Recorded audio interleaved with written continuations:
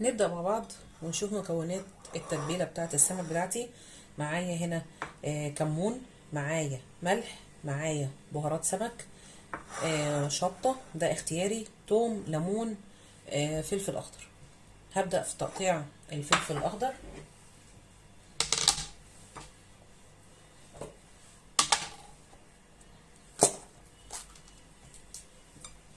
هنقطعه صغير خالص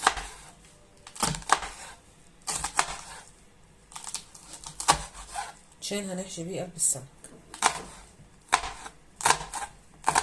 لو حابه تحطي بدل الشطه البودره تحطي قرن فلفل شطه اللي هو الحامي ده، برضه يعني ده اختياري وده اختياري.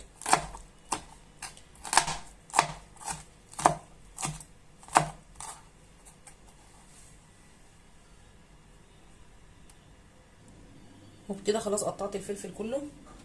معايا هنا بقى هاخد الليمونه على جنب وهقلب الخلطه دي على جنب كلها قبل الفلفل.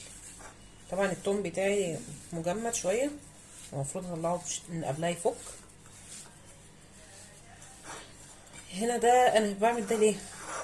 عشان هاخد جزء منها بعد التحمير. الفلفل الاخضر هقلبه في الجزء الباقي وايه، واعمله بقى ايه لحشوه بطن السمك. ليه بقى؟ لان ده طبعا انا هنقعها في التتبيله دي مثلا وليكن ساعتين، فلو انا حطيت فلفل من بره او كده هيتحرق معايا في التحمير. فانا مش يعني عايزه احافظ ان الفلفل كله يكون جوه بطن السمك. تمام. فانا هاخد جزء منها بقى على جنب وايه، واعمل الباقي. وكده انا خدت جزء بسيط عشان ايه احطه على بس على الجسم السمك من بره. هعمل بقى ايه دلوقتي؟ حاليا هنزل بالفلفل اللي انا قطعته ده كله اهو، وبرده هقلبه مع الخلطه دي كويس جدا. قلبتها بالشكل ده وهعصر عليها الليمون.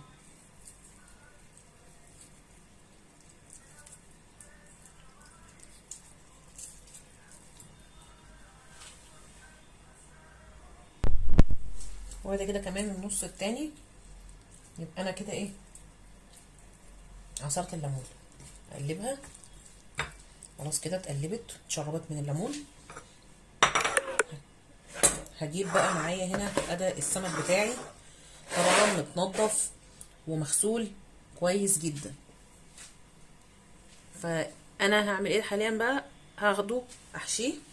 طبعا ده البطروخ بتاعه او